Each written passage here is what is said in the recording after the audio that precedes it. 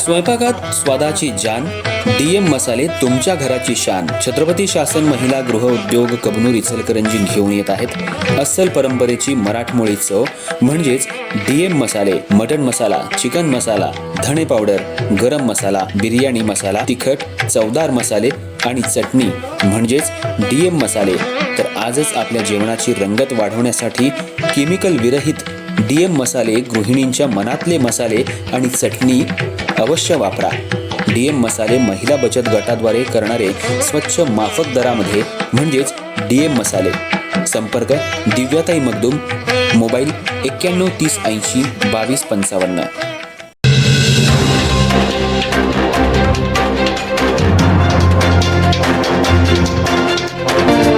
नमस्कार, मी तेजस्विनी मगदूम. एम मराठीमध्ये आपल्या सर्वांचं स्वागत आहे. पाहूयात ठळक घडामोडी. इचलकरंजी महानगरपालिकेच्या निवडणुकीची रणधुमाळी आता अंतिम टप्प्यात आली असून मतदानासाठी अवघे काही दिवस शिल्लक राहिले आहेत. या पार्श्वभूमीवर शहरातील राजकीय वातावरण चांगलंच तापलं असून प्रचाराला कमालीचा वेग आलाय. या अनुषंगानंच प्रभाग क्रमांक 12 मधील महायुतीचे उमेदवार नितेश पवार, सुरेखा जाधव, स्नेहल रावळ आणि अनिल डाळ्या हे प्रचारामध्ये सक्रियपणे सहभागी झाले असून त्यांच्या जोरदार प्रचारामुळे परिसरात उत्साहाचं वातावरण निर्माण झालंय.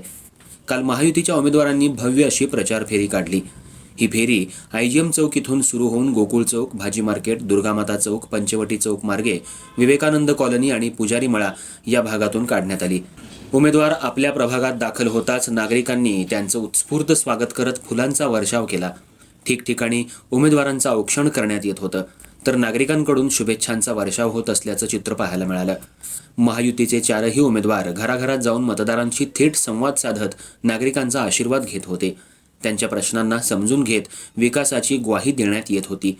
या प्रचाराला नागरिकांकडूनही चांगला प्रतिसाद मिळाला असून अनेक ठिकाणी महायुतीच्या विजयाबाबत सकारात्मक वातावरण दिसून येत आहे. सध्या इचलकरंजी शहरात महायुती विरुद्ध शिवशाहू आघाडी अशी थेट आणि चुरशीची लढत पाहायला मिळतेय. त्यामुळं दोन्ही आघाड्यांकडून प्रचारात पूर्ण ताकद पणाला लावण्यात आली आहे. या प्रचार फेरी दरम्यान महायुतीचे उमेदवार, पदाधिकारी आणि कार्यकर्ते मोठ्या संख्येनं उपस्थित होते. एकूणच येत्या निवडणुकीसाठी प्रभाग क्रमांक 12 मध्ये राजकीय वातावरण चांगलंच रंगलं असल्याचं दिसून येत आहे.